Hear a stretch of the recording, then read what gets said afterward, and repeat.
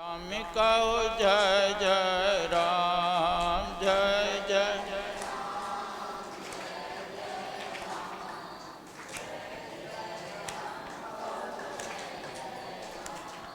जय जय राम, जय जय राम, जय जय राम कहो जय जय राम, जय जय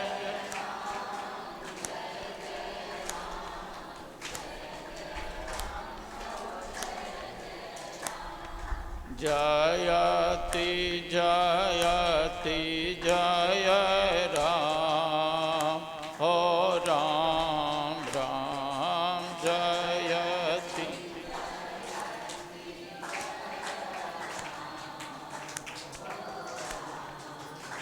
आम जयति जयति जय राम, ओ राम राम जयति जय।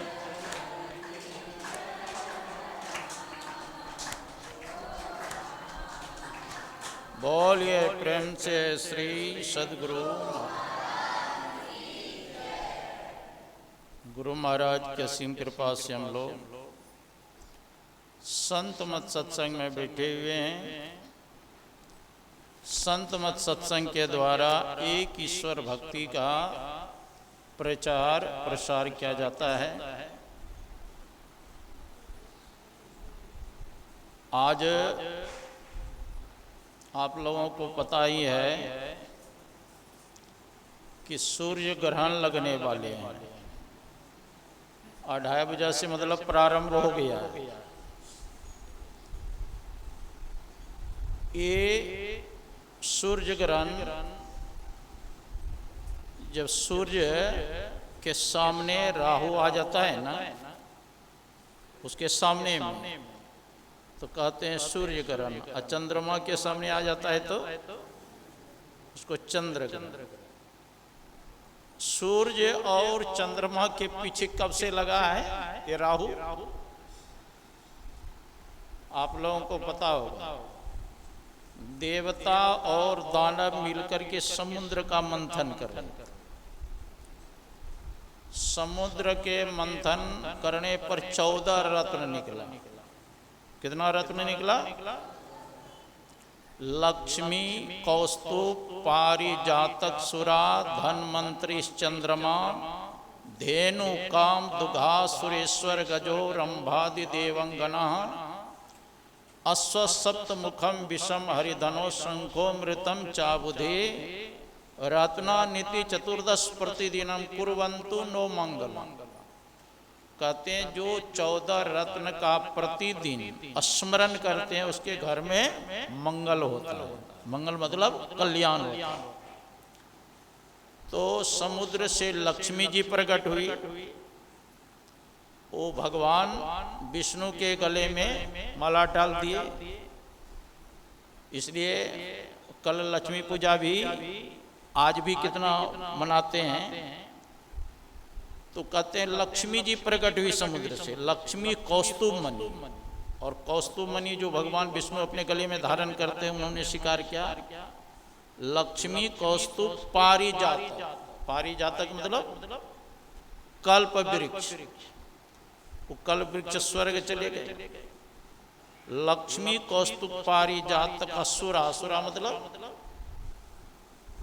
मतलब जो शराब पीते हैं ना, वो दैत्यों ने स्वीकार किया। लक्ष्मी कौस्तुभ पारिजातक सुरा, धनवंतरी चंद्रमा, और समुद्र से धनवंतरी। धनवंतरी मतलब आयुर्वेद के प्रवर्तक, जो ना आयुर्वेद चलाए ना दवाई, वही प्रारंभ किए थे। धनवंतरी प्रकट हुए। लक्ष्मी कौस्तुभ पारिजातक सुरा, धनवंतरी से चंद्रमा, और समुद्र से ही चंद्रमा की भी उत्पत्ति मानी जाती है। इसीलिए देखते हैं ना, जब चंद्रमा पूर्ण होते हैं ना, समुद्र उस दिन बढ़ जाता है ना। अपने पुत्र को पूर्ण देख करके समुद्र बढ़ता है पूर्णिमा के। तो चंद्रमा की उत्पत्ति हुई समुद्र से। लक्ष्मी कौस्तुभ पारिजातक सुरा धनवंतरी चंद्रमा धेनु काम दुघा। धेनु काम दुघा मतलब काम धेनु गाय, जो सारी इच्छा को पूर्ति करते हैं। कामधेनु गाय नंदनी वशिष्ठ मुनि के भी पास थे। तो लक्ष्मी कौस्तुभ पारिजातक सुरा धनवंतरी चंद्रमा धेनु काम दुघा सुरेश्वर गजो। सुरेश्वर गजो मतलब ऐरावत हाथी, जो इंद्र ने अपने पास रखा। रंभादि देवंगना, और रंभा आदि अप्सराएं प्रकट हुई तो जो स्वर्ग चली गई। लक्ष्मी कौस्तुभ पारिजातक सुरा धनवंतरी चंद्रमा धेनु काम दुघा सुरेश्वर गजो रंभादि देवंगना अश्वसप्त मुखम। और एक उच्च स्रवा नाम करके घोड़ा जो उसके पास था, राजा बलि ने स्वीकार किया। उसी से विष निकला, जो भगवान शंकर हलाहल विष को धारण किए। और शंख निकला, सारंग धनुष निकला, भगवान विष्णु ग्रहण किए। और अंतिम क्या निकला? अमृत निकला। इंद्र के बेटा थे जिसका नाम था जयंत। वो अमृत का कलश लेकर भागा। भागते भागते कहां गए? नासिक पहुंचे। और वहां पर दैत्य पीछा किया और फिर वहां से भागा। कहते वहीं भागने में 2-4 बूंद कुछ गिर गया अमृत। इसीलिए नासिक में 12 साल में एक बार कुंभ मेला लगता। वहां से लेकर घड़ा लेके भागा। भागते भागते कहां गए? उज्जैन, मध्य प्रदेश में जो पड़ता है। कहते वहां रखने से भी वहां 2-4 बूंद गिर गया। वहां से फिर पीछा किया दैत्यों ने, वो घड़ा लेकर भागा। कहते वहां 2-4 बूंद गिर गया, इसलिए 12 साल में वहां पर भी कुंभ मेला लगा। वहां से भागते भागते कहां गए? प्रयागराज, जिसको त्रिवेणी संगम कहते हैं, है ना। तो वहां पर घड़ा रखा था, वहां भी 2-4 बूंद गिरा। फिर दैत्य पीछा किया, वो घड़ा लेकर के भागा। तो वहां से भागते भागते कहां गया? इसलिए इलाहाबाद में भी, जिसको त्रिवेणी संगम थे, वहां पर भी 12 साल में एक बार कुंभ मेला लगता। वहां से भागे तो हरिद्वार पहुंच गया, हड़ की पेड़, है ना। और वहां झीना खींचने में, खींचतान में कहते विशेष ही गिर गया अमृत। इसलिए वहां भी 12 साल में एक बार कुंभ मेला लगता है। और अमृत छीन लिया तो देवता सब बहुत निराश हो गए, दुखित हो गए। तो कहते जब कोई सहारा नहीं मिलता तो किसका स्मरण करते हैं? दुख में सुमरन सब करे और सुख में करे न कोई। और जो सुख में सुमरन करे तो दुख काहे को होए। तो भगवान का स्मरण करने लगे तो भगवान विष्णु विश्व मोहिनी के रूप में प्रकट हुए। और कहा आप लोग क्यों झगड़ा लड़ाई करते हो? तो कहा अमृत लेकर। तो अमृत का घड़ा दैत्यों ने विश्व मोहिनी के हाथ में दे दिया कि आप ही बरोबर बरोबर सबको बांट दीजिए, देवता और दानव का। ठीक है, जब हमारे ऊपर तुमको विश्वास है तो गंगा जी में स्नान कर लो, पवित्र वस्त्र पहन लो और दोनों पंक्ति में बैठ जाओ। देवता एक पंक्ति में, एक पंक्ति में दानव। और विश्व मोहिनी रूप भगवान कहते हैं कि देखो जो ऊपर में जो अमृत है ना वो पतला पतला, अंदर में गढ़ा अमृत है। इसलिए पतला पतला पहले अमृत देवता को मैं पिला देती हूँ और गढ़ा गढ़ा तुम लोगों को मैं पिलाऊं। का स्वीकार है। तो एक पंक्ति में देवता बैठ गए, एक पंक्ति में दानव बैठ गए। जब देवता को अमृत पिलाने लग गए तो राहु के मन में हुआ लगता है कुछ दाल में काला है। क्या किए, वो भी देवता का भेष बना करके चंद्रमा और सूर्य के बीच में बैठ गए। आज जैसे राहु को अमृत दिए ना हाथ में, अब पीने लगे, तब तक मैं संकेत कर दिए चंद्रमा और सूर्य ने कि ये देवता नहीं है, ये तो दानव है, देवता का भेष बनाया है। तो भगवान विष्णु जो विश्वमोहिनी के रूप में थे, अपने सुदर्शन चक्र से उसका गला धड़ से अलग कर दिए, लेकिन कुछ भाग चला गया था ना गला में, उसको ग्रह में मिला दिया। तब से दुश्मनी कर रहे हैं वो राहु। कहते हैं राहु केतु और भानु चंद्रमा विधि संयोग पड़ी, कर्म कति टारे नाही टरी। राहु के रूप में सूर्य को ग्रास करते हैं और केतु के रूप में चंद्रमा, उस सामने चले जाते हैं, उसी को चंद्र ग्रहण कहते हैं, सूर्य। और इस सूर्य ग्रहण के समय क्या करना चाहिए लोगों को? मैं देखा बनारस में जब मैं था, सूर्य ग्रहण जब लगते थे तो सब गंगा किनारे आ जाते थे और गंगा जी में स्नान करके माला लेकर के, जिसको माला है, माला लेकर के जप करते थे बैठ कर। और जब तक सूर्य ग्रहण लगा रहता है तो तब तक वो जप करते हैं, ध्यान करते हैं लोग। इसमें बड़ा महत्व है, ध्यान जप करने का बहुत महत्व है, दान करने का बहुत महत्व बताया गया इसमें, है ना। सब बैठ करके गंगा जी में स्नान करके बैठते थे। जब सूर्य ग्रहण समाप्त हो जाता था तब दोबारा फिर स्नान करके, है ना, पवित्र वस्त्र पहन करके अपना अपना भजन करते थे। तो इसलिए ग्रहण में क्या करना चाहिए? बैठ करके ईश्वर का स्मरण करना चाहिए, जो मंत्र दिया गया है उसका जाप करना चाहिए। इसका बहुत महत्व है। तो अभी हम लोगों ने पाठ में भी सुना, है ना, क्या सुना? निज अनुभव मैं कहो खगेशा, बिनु हरि भजन जाय कलेशा।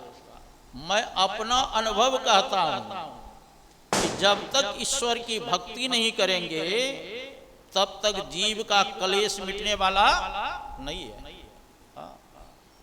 गुरु महाराज के भी वचन में है, मैं ही जो अनुभव ज्ञान हो अनुमान क्या करे, है ना। पूरे गुरु का संग हो अनंग क्या करे। तो कहते हैं अपना अपना अनुभव कहते हैं। उमा कहो मैं अनुभव अपना, सतरी भजन जगत सब सपना। संसार स्वप्न है, परिवर्तनशील है, और सत्य कौन है? वो परम पिता परमात्मा। ब्रह्म सत्यम जगन मिथ्या। ब्रह्म ही सत्य है, संसार क्या है? मिथ्या है, परिवर्तनशील है। हम लोगों का जो शरीर है ये सत्य क्या? सत्य है। ये शरीर भी क्या है? असत है। इस शरीर भी परिवर्तनशील है, इस शरीर भी नाशवान है। लेकिन शरीर में रहने वाले आत्मा क्या है? वो सत्य है, उसमें परिवर्तन नहीं होता। ये आत्मा भी सत्य, परमात्मा भी सत्य, दोनों का मिलन हो जाए यही असली सत्संग हो जाएगा, यही असली सत्संग होगा। तो जब तक जीव भजन नहीं करेगा तब तक परम कल्याण नहीं होगा। तो भजन कैसे करना चाहिए? कहाँ बैठ के भजन करना चाहिए? देखो शास्त्र में स्थान का बहुत महत्व बताया। पर्वत आग्रे नदी तीरे बिल्म मूले बने थवा मनोरमे शुचौ देशे मठं कृत्वा समाविशेत आरंभ्य चासनम पश्चात प्राण मुखो दंड मुखो पिवा समग्रीव श्रेयकाय संवृता सुनिश्चलः नासाग्रे सद्बिंदे बिंदु मध्ये तुर्यकम स्रवंतमृतम पश्ये नेत्राभ्याम सुसमाहितः। देखो शास्त्र में कहाँ कहाँ बताया ध्यान करने के लिए? पर्वत आग्रे, पर्वत के किनारे बैठ करके ध्यान करना चाहिए, पवित्र स्थान बताया। गुरु गोविंद सिंह जी महाराज के जन्म हुए पटना साहिब में। अब भजन कहाँ किए उन्होंने? बद्रिका आश्रम के आसपास हेमकुंड, वहां जाकर के भजन के पर्वत, वो पवित्र स्थान बताया गया। हिमालय में आपको हजारों संत महात्मा मिलेंगे, आपको ध्यान करते हैं वहां बैठकर, कोई गुफा में, कोई पहाड़ के किनारे। अगर पहाड़ नहीं हो तब कहां ध्यान करना चाहिए साधक को? कहा नदी तीरे या गंगा किनारे बैठ के ध्यान करो, या जमुना किनारे बैठकर ध्यान करो, या सरस्वती नदी के तट पर बैठकर ध्यान करो, या सरजू नदी के किनारे बैठकर ध्यान करो। ये पवित्र स्थान बताया गया। संत मत के कई आश्रम गंगा किनारे है ना। आप ऋषिकेश जाएंगे, वहां भी गंगा किनारे आश्रम है, लक्ष्मण झूला में। आप कुप्पा घाट भी का है, गंगा किनारे आश्रम है। कहलगांव में बीच गंगा जी में पहाड़ है, वहां आश्रम है संत मत के, है ना, बीच गंगा जी में। वहां पर भी महात्मा रहते हैं, ध्यान करते हैं। कलकत्ता में भी गंगा किनारे आश्रम है। तो गंगा किनारे एक नहीं, हजारों आश्रम मिलेंगे आपको, गौमुख से लेकर गंगा सागर तक, है ना। तो वहां पवित्र स्थान है, वहां बैठ के ध्यान करना चाहिए। और गंगा किनारे नहीं हो तब ध्यान कहां करना चाहिए साधक को? कहा बील में मूल्य, मतलब बेल वृक्ष के नीचे बैठ के ध्यान करना चाहिए, या गुफा में बैठ करके ध्यान करना चाहिए। काक भुसुंडी जी कहा ध्यान करते थे? पीपल तरुतर ध्यान सो धराई, जाप याग पा करी तब कर।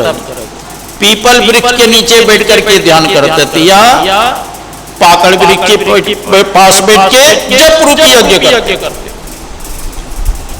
पर्वत आगरे नदी तीरे बिल्व मूले बने थवा, या वन में बैठ करके ध्यान करो, या मनोरमे जहां आपका मन लग जाए वहीं बैठ करके ध्यान करना चाहिए। सबसे उत्तम यही ना है।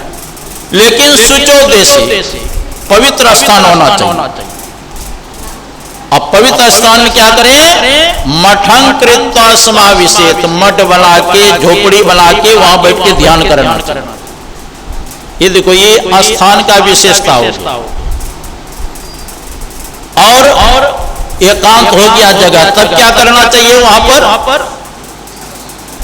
कहा या तो उसकी चटाई बिछा लो, या कम्बल बिछा करके, पवित्र वस्त्र उस पर बिछा करके, समतल स्थल हो और उस पर बैठ जाए। बायां पैर को नीचे, दायां पैर को ऊपर, बाएं हाथ को नीचे, दायां हाथ को ऊपर, शरीर गर्दन मस्तक को सीधा करके बैठ जाना चाहिए। यही बात उद्धव जी ने पूछी थी भगवान कृष्ण से। यथा तुमार विंदाक्ष यादृशम यदात्मकम ध्यान मुक्षुरे तन में ध्यानम भक्तु तोमरस, एक कमल नयन श्याम सुंदर मुमुक्षुगण आपका किस रूप का ध्यान करे और किस भाव में ध्यान करे। इसी पर भगवान कृष्ण ने कहा था, सम आसन आसीनः समकाय यथा सुखम हस्ताबुत्संग आधाय स्वर्ण सागर प्रत्यक्षण। एक उद्धव, पहले सुख पूर्वक बैठ जाओ, बाएं पैर को नीचे, दाएं पैर को ऊपर, बाएं हाथ को नीचे, दाएं हाथ को ऊपर, शरीर गर्दन मस्तक सीधा करके बैठ जाओ। देखो, सीधा बैठने से क्या होगा लाभ? सीधा बैठने से प्रथम लाभ होगा कि आपका श्वास कम चलेगा, तो आपकी आयु भी बढ़ेगी, है ना। देखो, कमर को ऐसे एकदम ढिला करके बैठेंगे, देखिएगा बेसी श्वास चलेगा। और सीधा करके बैठेंगे तो श्वास आपका कम चलेगा, है ना। तो सीधा पहले बैठ जाओ, शरीर गर्दन मस्तक को सीधा करके, हाँ, देखो सत्संग में एक आसन से बैठने का अभ्यास करना चाहिए, तब ना ध्यान में बैठेंगे एक आसन से। और सत्संग में नहीं बैठ पाएंगे तो ध्यान में बैठ पाएंगे? इसी में तो परीक्षा होता है कि कौन एक आसन से कितना देर बैठ सकता है। हाँ, और सत्संग में पूज्य बाबा कहते हैं कि पैर को ढक के बैठना चाहिए, क्योंकि बहुत महापुरुष भी सूक्ष्म रूप धारण करके आते हैं सत्संग। हम लोगों को दृष्टि नहीं है। हाँ, बड़े बड़े महापुरुष आते हैं तो सीधा करके बैठ जाए।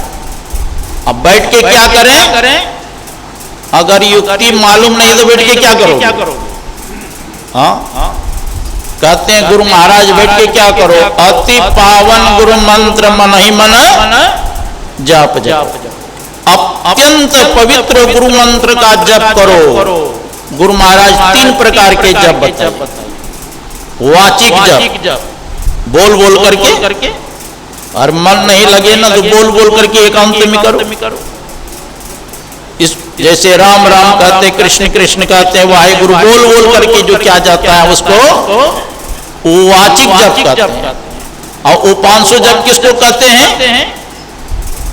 जो स्वयं सुनते हैं, दूसरा कोई नहीं सुनते हैं, है ना, बहुत धीरे से बोलते हैं, उसको कहते हैं उपांशु जप। और मानस जप किसको कहते हैं? मने मन जप किया जाता है, जिसमें उष्ट भी न हिले, जिह्वा भी न डोले, मने मन जपो।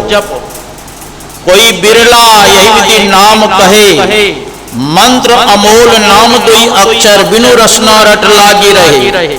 होठ न डोले, जीभ न बोले, सुरति धरनी दृढ़ाई गहो, दिन अरु रात रहे सुधि लागी, यही माला जही सुमरन है। जन दोलन सदगुरु ने बतायो ताकि नाव पारनी। तो इस प्रकार से जप करें, मने मन जप करें। और जो प्रत्येक क्षण जप करेंगे तब क्या होगा? गुरु महाराज कहते सर्वक्षण गुरु मान, जौ में ही रहे हो, निश्चय ही निर्वाण हो, संत सब कहो। प्रत्येक क्षण अगर जप करेंगे एक न एक निर्वाण पद को प्राप्त करेंगे, मोक्ष पद को प्राप्त। तो साधक को पहले चाहिए मंत्र जप करते रहना चाहिए। और जपात सिद्धि, जप करने से सिद्धि मिलती है ना। हाँ, जो संकल्प करेंगे वह पूरा होगा, लेकिन जब करेंगे तब ना। कितने आदमी कहते हैं महाराज जी भूत आ जाता है दीक्षा लिए, और भूत कैसे आ जाता है? तो ठीक से जप नहीं करते हो, पवित्रता के साथ जप नहीं करते हो, इसलिए ना आता है।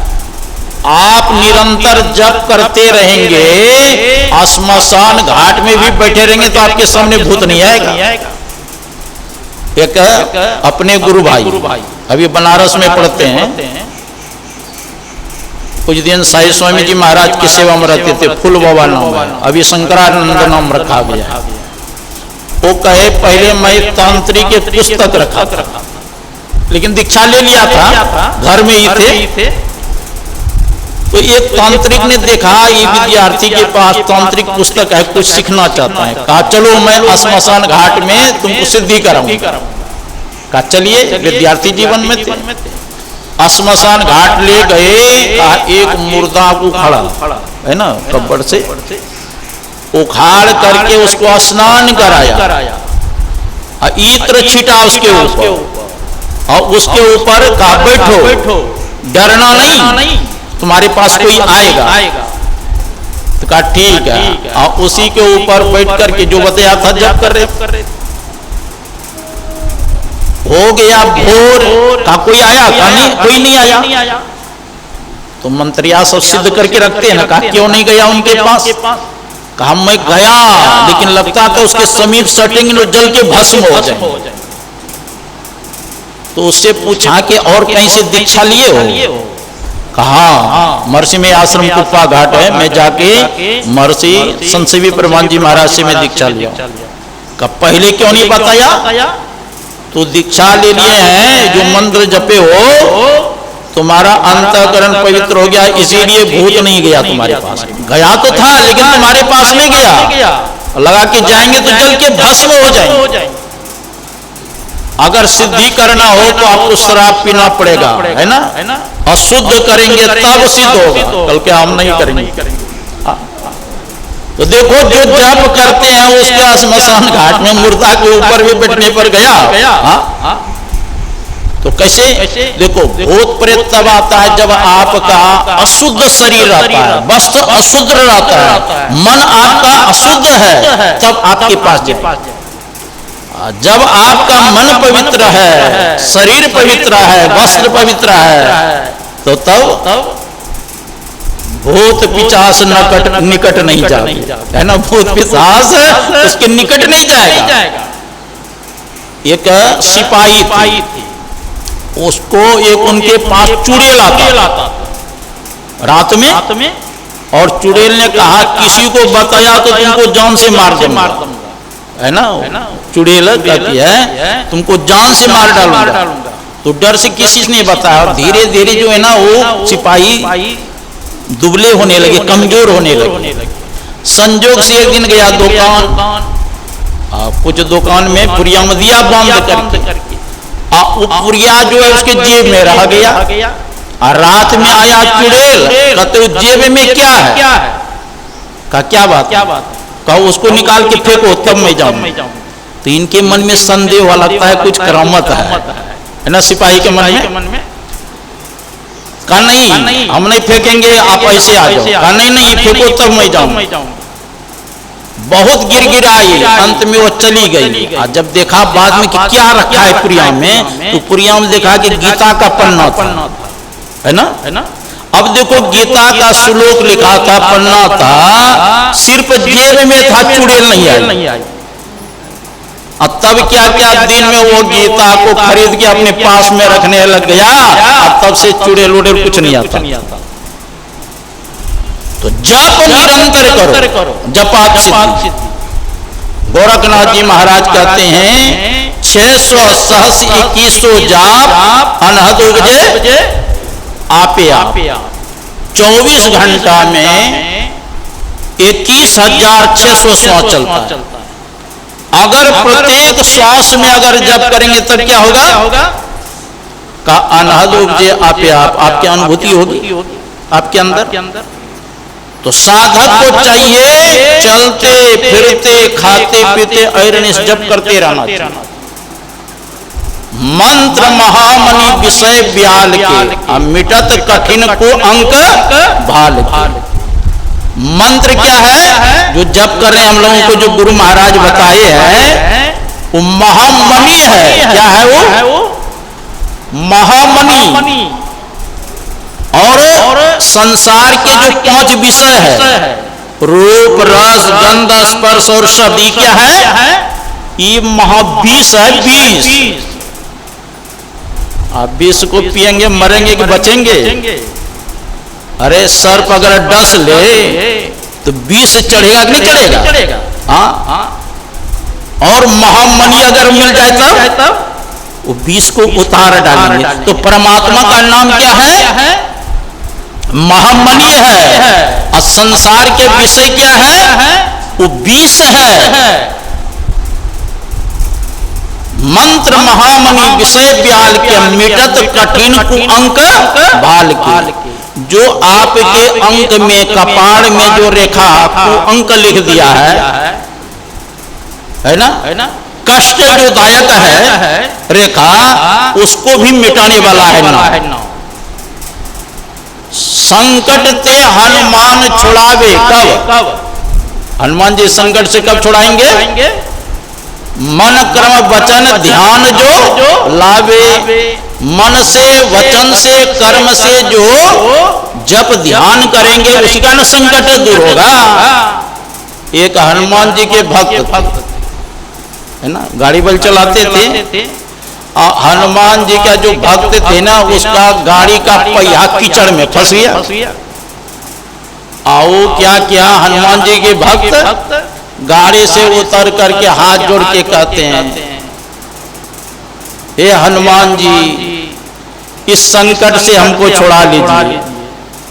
हनुमान जी आए एक ब्राह्मण के वेश में, कहा देखो जी, हनुमान जी का खाली पुकार करते हो, थोड़ा कर्म भी करो ना, थोड़ा कदम में घुस करके जोर लगाओ, पहिया को ठेलो, और तब हनुमान जी की कृपा होगा और पहिया निकल जाएगा गाड़ी का। तो गृहस्थ थे, वो फेड़ा कस करके उसमें घुसे और ताकत लगाया, हनुमान जी कृपा हुआ तो बाहर हो गया। तो संकट से छुड़ाते हैं तब जब मन वचन कर्म से उसका ध्यान जो करता है। तो हम लोगों के भी जीवन में जो कष्ट है, तकलीफ है, तो हमारे गुरु महाराज उस कष्ट को, तकलीफ को तब समाप्त करेंगे जब मन कर्म वचन से ध्यान करेंगे, है ना। श्रद्धा से, प्रेम से। तुलसीदास जी महाराज ने लिखा, भवानी शंकरो वंदे श्रद्धा विश्वास रूपिणो याभ्याम बिना न पश्यन्ति सिद्धस्वन्तस्तमीश्वर। कहते हैं आपके अंतःकरण में परमात्मा रहने पर भी अगर श्रद्धा और विश्वास नहीं होगा तो आपके अंतःकरण में परमात्मा रहने पर भी दर्शन नहीं होगा। अरे जोगियों को भी दर्शन नहीं हो सकता है अगर श्रद्धा विश्वास प्रेम नहीं हो। तो श्रद्धा प्रेम से नाम का स्मरण करो। देखो संसार में बताया गया है देवाधीनम जगत सर्वम, ये संपूर्ण संसार देवता के अधीन में है। किनका अधीन में है? देवता के अधीन में। देवाधीनम जगत सर्वम और मंत्राधीनम जो देवता। अब मंत्र के अधीन में कौन है? देवता। ते मंत्रा ब्रह्मणाधीनम तस्मात् ब्राह्मण देवता। और वो मंत्र ब्राह्मण के अधीन मतलब जप करके उन्होंने सिद्ध कर दिया। तस्मात् ब्राह्मण देवता, इसलिए पृथ्वी के देवता ब्राह्मण को माना गया। या जो भी साधक मंत्र को जप करके सिद्ध कर लेंगे सारे देवता उनके अधीन में हो जाए। तो आप लोगों के मन में होगा कोई ऐसा व्यक्ति है जिसने मंत्र को जप करके सिद्ध कर लिया हो और उसके बस में सारे देवता हो गया हो। आप सुने होंगे मां कुंती के नाम। दुर्वासा ऋषि के सेवा में कुंती महाराज, मतलब बाल्यावस्था में, और कुंती की सेवा से दुर्वासा ऋषि प्रसन्न हो गए। कहा वरदान मांगो। कहा महाराज जी हमारे भविष्य में जो काम आवे वो दीजिए। तो दुर्वासा ऋषि ने आशीर्वाद दिया और कहा इस मंत्र के जप करना, जिस देवता के तो आवाहन करेंगे वह देवता तुम्हारे सामने प्रत्यक्ष हो जाए। तो जप करके सिद्ध कर कुमारी अवस्था में ही कौतूहल हुआ मन में, जो महाराज जी ने मंत्र बताया है सिद्ध हुआ कि नहीं हुआ है, जांच करना चाहिए। तो सूर्य भगवान का आवाहन किए थे और सूर्य भगवान प्रकट हो गए। कहा क्यों हमको पुकार किया, क्या चाहिए? कहा महाराज जी मैं परीक्षा लेने के लिए आपका स्मरण किया था, क्षमा कीजिए आप जाइए, कुछ नहीं चाहिए। कहा नहीं, तूने स्मरण करके बुलाया है, अब एक पुत्र होगा तुम। डर गई। कहा तुम्हारा कुमारावस्था दूषित नहीं होगा, बहुत बलवान होगा, कवच कुंडल के साथ पुत्र का जन्म। तो वही कर्ण का जन्म हुआ था। और फिर बाद में पांडु के साथ शादी हुआ। अब पांडु के साथ शादी होने के बाद एक दिन गया शिकार खेलने। तपस्वी लोग रहते थे जंगल में, तो उनके भी मन में कभी विकार उत्पन्न हो गया। तो तपस्वी और तपस्वी ने दोनों वेश धारण कर लिया। वेश मतलब बदल लिया, एक हिरण बन गए, हिरणी बन गई। आपस में प्रेम कर रहे थे। अब पांडु गया शिकार खेलने के लिए, बांसी मार दिया। और ऋषि थे, वो हिरण तो था नहीं, अपने रूप में आया। अब देखो ब्रह्म हत्या का तो पाप नहीं लगेगा, तूने जान के नहीं मारा है, लेकिन इस अवस्था में तुमको बाण नहीं चलाना चाहिए। इसलिए मैं श्राप देता हूं, तुम भी अपनी पत्नी का संग करोगे तुम्हारे मस्तक फट जाएगा। अब जान पर जब आता है ना, तब वैराग्य हो जाता है।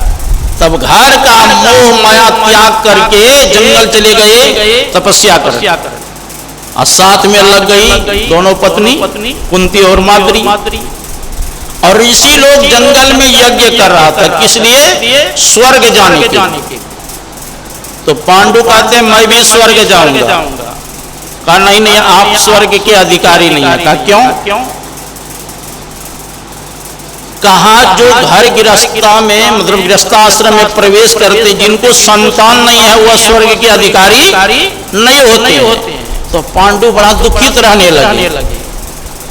तब कुंती कहती है आपकी आज्ञा हो तो मैं देवताओं के द्वारा पुत्र प्राप्त में कर सकती हूँ, क्योंकि दुर्वासा ऋषि ने हमको मंत्र दिया। कहा ऐसी बात है तो धर्मराज का आवाहन करो। मंत्र पढ़ती है और धर्मराज का आवाहन करती है मां कुंती। तो धर्मराज प्रकट हो गए, उसी के द्वारा युधिष्ठिर का जन्म हो। कहा आपकी बार पवन देव का आवाहन करो, जो देवताओं में बलिष्ठ है, बलवान है। तो पवन देव के मंत्र के द्वारा आवाहन करती है मां कुंती। तो पवन देव प्रकट, उसी के द्वारा किनका हुआ जन्म? भीम का। तीसरी बार कहा आपकी बार देवताओं का राजा इंद्र का आवाहन।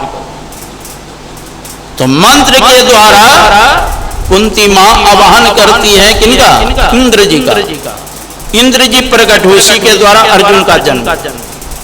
दूसरी जो पत्नी थी पांडु की माद्री, उन्होंने कहा हमारे सौत को तो 3 पुत्र, हमको तो एक भी संतान नहीं है। तो पांडु ने कहा माद्री के लिए भी मंत्र तुम पढ़ो। तो कहा तुम जिस देवता को बुलाना चाहती हैं मन में रखो, मैं तुम्हारे लिए मंत्र में पढ़ती।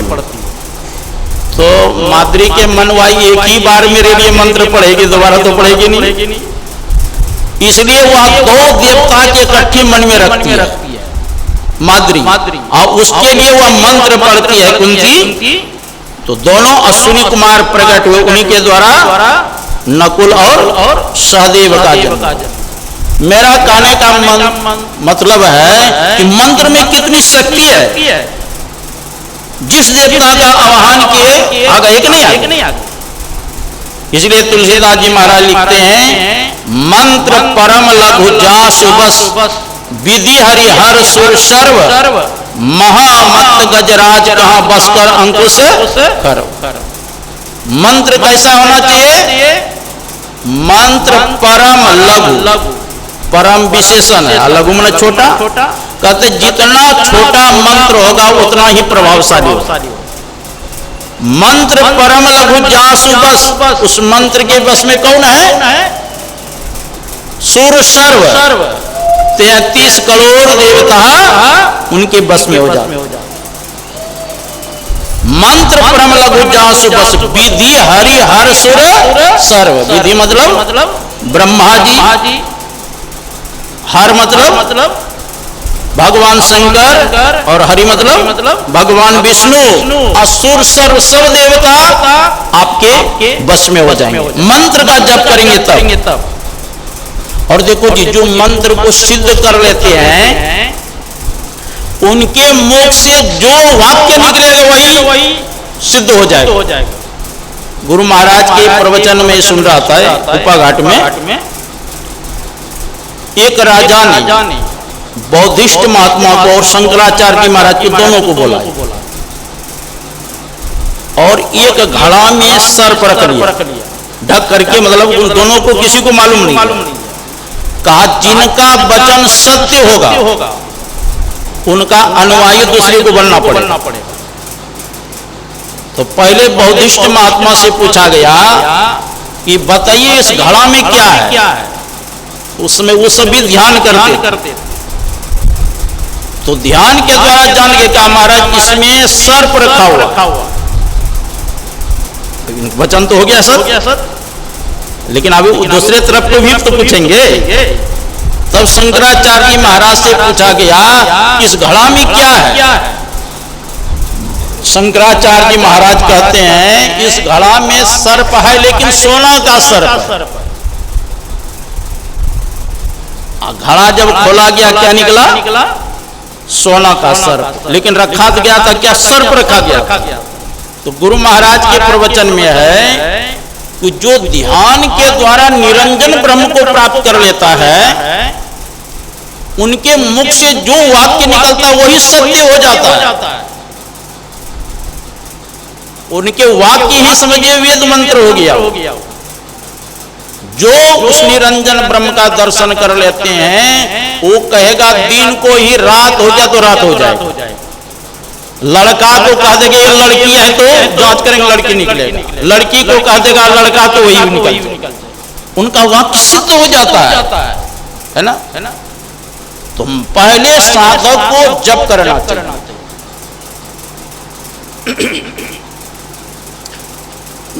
मंत्र में बड़ी शक्ति है। भाव कुभाव अनक आलसहु नाम जपत मंगल दिशि दसो। कहते हैं भगवान का स्मरण भाव में करिए या अभाव में कीजिए, दसों दिशाओं में आपके लिए मंगल ही होगा। मंगल मतलब कल्याण होगा आपका। किसी प्रकार नाम का जप। अब प्रभु कृपा करो यही भांति, सब तजी भजन करो दिन रात। प्रभु ऐसी कृपा करें कि मैं रात दिन आपका भजन करूं। हाँ, भजन में बड़ा शक्ति है, बल है। इसीलिए स्मरण करते रहना चाहिए। उठते बैठते खाते पीते। गुरु महाराज अंतिम समय में सभी गुरु भक्तों को आदेश दिए हैं क्या? सुकृत कर ले, नाम सुमर ले, कहो जाने कल की जगत में खबर नहीं पल की। स्मरण करो, अच्छे अच्छे कर्म करो, नाम का स्मरण करो। पता नहीं शरीर कब छूट जाएगा। हाँ, कितने आदमी देखते हैं हिष्ट पुष्ट है, एक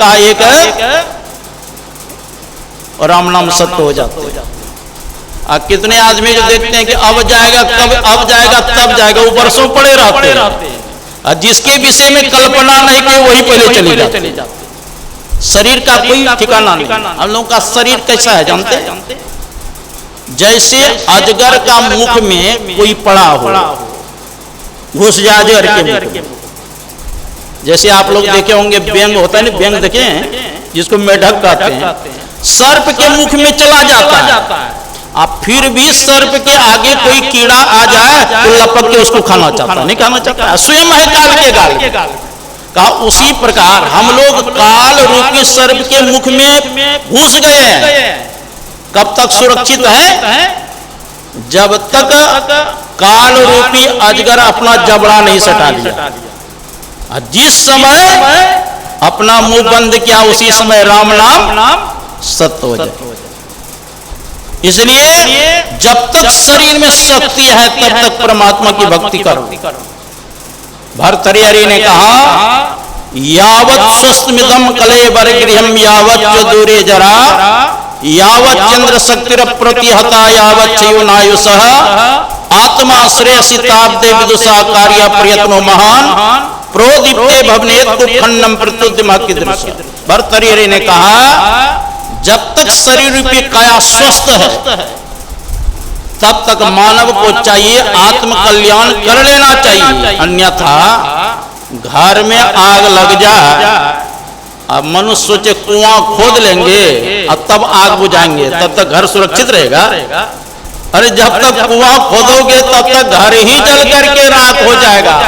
उसी प्रकार सोचेंगे बुढ़ापे पर भक्ति कर लेंगे, ईश्वर का भजन कर लेंगे।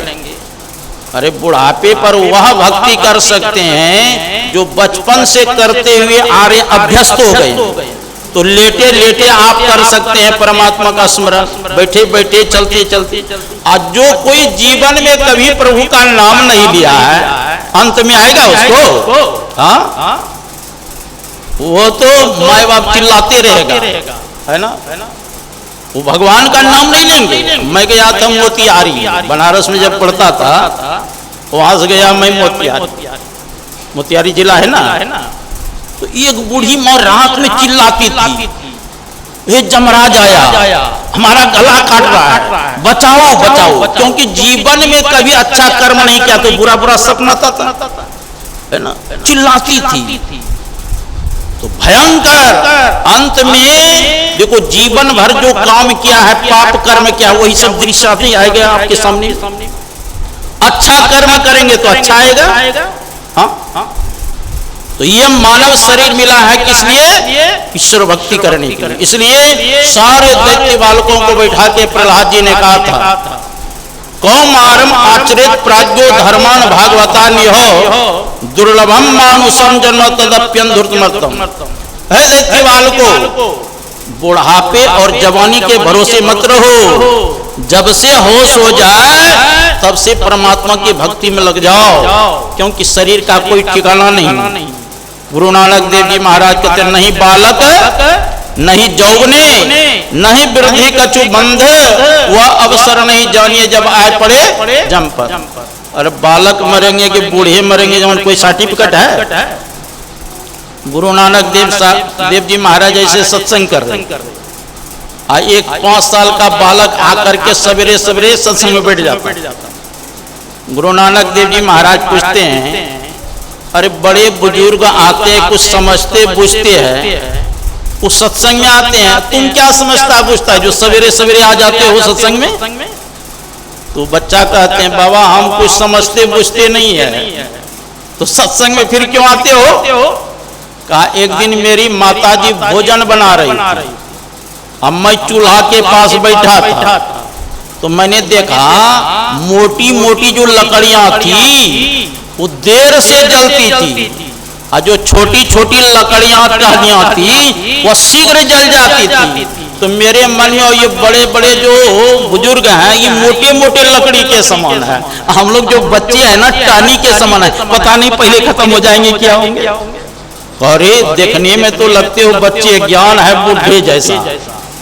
गुरु नानक देव जी महाराज आशीर्वाद किए, अपनी बात उन्होंने 7 गुरुओं को तिलक किया, है ना, बुढ़ा बाबा नाम ही पड़ गया। तो शरीर का कोई ठिकाना नहीं है, इसलिए इस शरीर से भजन करना है ना, निरंतर जप करते रहना है हम लोग, प्रत्येक क्षण जप करते करना है। नाम की बड़ी प्रभाव है शास्त्र में, कहते एक राम तापस्तियतारी, नाम कोटि खल कुमति सुधारी, भंजे वो राम आप भव चापो, भव भय भंजन नाम प्रतापो, निशिचर निकर दले रघुनंदन, नाम सकल कलि कलुष निकंदन, सेवरी गीत सुसेवक सुगति दिन रघुनाथ, नाम उधारे अमित खल वेद विदुद उनका। राम भालु कपि कटुक बटोरा, सेतु हेतु श्रम किन्न न थोरा, नाम लेत भव सिंधु सुखाई, अकरहु विचार सुजन मन माई। ब्रह्म राम ते नाम बड़ा, वरदायक वरदान, और रामचरित सतकोटि महलिय महेश जान। क्या कहते हैं? एक राम तापस्तियतारी, नाम कोटि खल कुमति सुधारी। कहते भगवान श्री राम गुरु विश्वामित्र जी के साथ जा रहे थे जनकपुरी, तो रास्ते में इस पत्थर की शिला को देखा, तो भगवान राम पूछते हैं, गुरुदेव ये शिला क्या चीज का है? कहा ये गौतम ऋषि की पत्नी अहिल्या को गौतम ऋषि ने श्राप दिया था, इसलिए पत्थर हो गई है, अपना चरण थोड़ा सटा दो, इसका उद्धार कर दो। तो भगवान श्री राम ने अपना चरण सटाए, तो पत्थर के शिला अपने रूप में अहिल्या रूप में आ गई, और भगवान श्री राम की स्तुति करके पति लोग को सिधारे। तो कहते भगवान श्री राम ने एक गौतम ऋषि की पत्नी अहिल्या का उद्धार के स्वयं चल करके, और उनका नाम जो है करोड़ों कुमति जिसका था, है ना, मलिन मन था, उसका ऐसे व्यक्ति का भी उद्धार कर। राम एक तापस्य तारी नाम कोटि खल कुमति सुतारी। भगवान का जो नाम है करोड़ों खल दुष्टों का उद्धार करती। राम एक तापस्य तारी नाम कोटि खल कुमति सुधारे। अब भंजे वो राम आप भव चापो भव भय भंजन नाम प्रताप। भगवान श्री राम जनकपुरी गए और परशुराम के जो धनुष था, वो धनुष कौन किसका था? परशुराम को भगवान शंकर ने दिया था और परशुराम ने राजा जनक को धनुष दिया था इनका सेवा करना। किसी काम से राजा जनक कहीं बाहर गए और सीता जी को सेवा में रख दिया धनुष की सेवा करना। तो सीता जी ने क्या किया, एक हाथ से धनुष को हटा करके दूसरे जगह रखे और वहां गोबर से निपाई कर दिए और फिर उस धनुष को रख। तो राजा जनक आए तो कहा कि यहाँ पर बरसों से पड़ा हुआ था, कोई निपाई नहीं किया, कैसे साफ सुथरा हुआ? कहा सीता जी ने इसको हटा के रखा दूसरे जगह और निपाई करके फिर रख दिया। इतनी हमारी पुत्री में शक्ति है। तो उसी समय राजा जनक ने प्रतिज्ञा किया था, जो इस धनुष का भंग करेंगे सीता जी की शादी उन्हीं के साथ में करूंगा। तो उस स्वयंवर रचे थे, उस स्वयंवर में रावण आए थे, देवता भी भेष बदल करके आए थे, दानव भी भेष बदल करके आए थे, यहां तक कि रावण और बनासुर भी आए थे। तो किसी ने उस धनुष को अरे उठाना तो दूर रहा, उसको थोड़ा सा टसका भी नहीं सका। और उस धनुष को भगवान श्री राम ने भंग किया और सीता जी से पानी ग्रहण किया। तो कहते हैं भगवान श्री राम स्वयं जाकर के धनुष का भंग किया। और भगवान का जो नाम है वो भवसागर को पार करने वाला। भंजे वो राम आप भव चापो भव भय भंजन नाम प्रभाव। कहते नाम का ऐसा प्रभाव है कि भव भंजन आवागमन का चक्र समाप्त कर देता है। तो कहा नाम बड़े हैं कि नाम राम के राम बड़े हैं कि नाम बड़े हैं। निशिचर निकर दले रघुनंदन नाम सकल कलु कलुष निकंदन। भगवान श्री राम ने खरदूषण सब थे ना त्रिसरा, 14,000 निशाचरों का नाश किए। निशिचर निकर दले रघुनंदन नाम सकल कलु कलुष निकंदन। अब कहते हैं भगवान का जो नाम है कलयुग के समस्त पापों को नष्ट करने वाला है। और भगवान श्री राम ने किसका सुधार किया? पूज्य वाक्य पदार्पण हो रहे हैं, सब खड़े हो जाएं। बोलिए श्री सद्गुरु।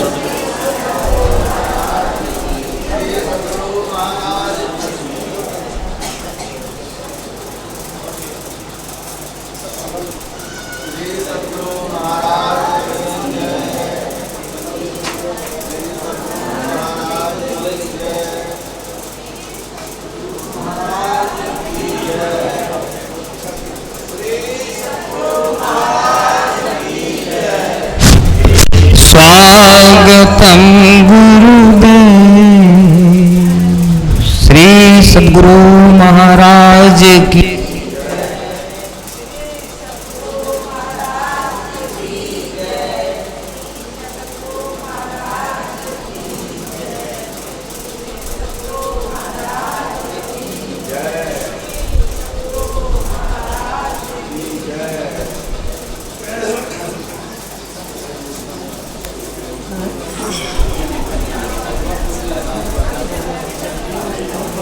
बोलिए प्रेम से श्री सद्गुरु महाराज। अपने अपने स्थान पर बैठ जाएं सब। पूज्य वाक्य पदार्पण हो चुके हैं, अपने अपने स्थान पर बैठ जाइए, मुख बंद कीजिए।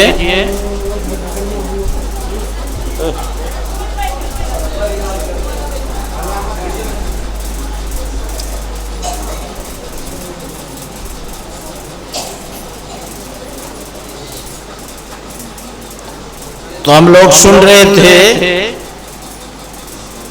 भगवान श्री राम ने सबरी गिद्ध सुसेवक सुगति दीन रघुनाथ। भगवान श्री राम ने माता सबरी का उद्धार किए, सुग्रीव का उद्धार किए और जितने सुंदर सेवक था सबका कल्याण किया।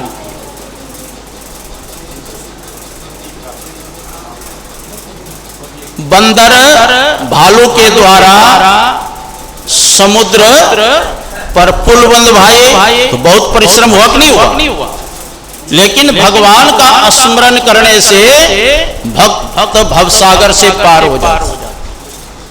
अंतिम में दोहा हम लोगों ने सुना, ब्रह्म राम ते नाम बड़ा बरदायक वरदान और रामचरित सतकोटि महलिए महेश दिए जान। कहते के पास देवता दानव और मानव तीनों गए। का प्रभु आपके पास में 100 करोड़ महामंत्र है, आप उसको बांट दीजिए हम लोगों। भगवान शंकर कहते ले लो। तो 100 करोड़ में 33 करोड़ मंत्र दिए देवता को, 33 करोड़ दिए दानव को, 33 करोड़ दिए मंत्र मानव को। अब कितना बच गया? 1 करोड़ का प्रभु इसका भी बंटवारा कर दीजिए। का ले लो। तो 33 लाख मंत्र दिए देवता को, 33 लाख मंत्र दिए दानव को, 33 लाख दिए मंत्र मानव को। अब कितना बच गया? 1 लाख का इसका भी बंटवारा कर दीजिए। का ले लो। तो 33,000 मंत्र देवता को दिए, 33,000 मंत्र दानव को दिए, 33,000 मंत्र मानव को दिया। अब कितना बच गया? 1,000 का इसका भी बंटवारा कर ले लो। तो फिर 300 मंत्र देवता को, 300 मंत्र दानव को, 300 मंत्र मानव को। अब कितना बच गया? 100 का इसका भी बंटवारा कर दीजिए। तो 33 मंत्र देवता को, 33 मंत्र दानव को, 33 मंत्र मानव को दिया। अब कितना बच गया? 32 अक्षर के मंत्र होते हैं, श्लोक होते हैं। कहते हैं इसका भी बंटवारा कर दीजिए। का ले लो। तो 10 अक्षर फिर दिया देवता को, 10 अक्षर दानव को और 10 अक्षर मानव को। अब कितना बच गया? 2 का ये 2 मेरे पास रहने दो, बाकी ले जाओ। महामंत्र जो ही जपत महेशु काशी मुक्ति हेतु उपदेशु। जिस मंत्र महामंत्र के प्रभाव से काशी में भगवान शंकर मुक्ति प्रदान। तो हम लोगों को चाहिए मंत्र का पहले जप करें और मंत्र संबंधी इष्ट का ध्यान करें। सतगुरु सतगुरु नितहि पुकारत छीजत पाप समोदहे और सदगुरु रूप ये में धारत काम क्रोध मद लोभ दे। सदगुरु रूप के ध्यान करेंगे तो सदगुरु के अंदर किसी प्रकार का विकार नहीं है, उसका हम ध्यान करेंगे तो विकार रहेगा, तो हमारा भी विकार दूर हो जाएगा। और जिसका हम ध्यान करेंगे उसके अंदर जो गुण होगा वो आपके अंदर आ जाएगा। जैसे एकलव्य ने द्रोणाचार्य का ध्यान किया तो द्रोणाचार्य के अंदर जितना अस्त्र विद्या था किनके अंदर आ गया? एकलव्य के अंदर। उसी प्रकार हम अपने इष्ट का ध्यान करेंगे, उसके अंदर जो गुण होगा वो आपके अंदर आएंगे। तो संत मत में है कि पहले एक नाम का जप करें, एक रूप का ध्यान करें और अंत में बिंदु और नाद ध्यान करें। तो मैं कह रहा था ना सागरे सद्बिन बिंदे बिंदु मध्य तुर्य कन सर्वंत ममृतम पश्चिम नेत्राभ्यम सुसमाहित। नाक के आगे चंद्रमा के चंद्रबिंब के बीच में कहते हैं चूते हुए अमृत को अपनी आंखों से देखे, है ना। एक अमृत मुंह से पिया जाता है, एक आंख से देखा जाता है ना। तो ज्योति परमात्मा का क्या है? वो प्रकाश भी अमृत है। और शब्द क्या है? वो भी परमात्मा के अमृत बचे आ गए। तो संत मत में है कि एक नाम का जप करें, एक रूप का ध्यान करें, बिंदु ध्यान, और अंत में नाद ध्यान करें, परम कल्याण होगा। विशेष रूप से हम लोग पूजवा के मुखारविंद से श्रवण करें। बोलिए श्री सद्गुरु महाराज की।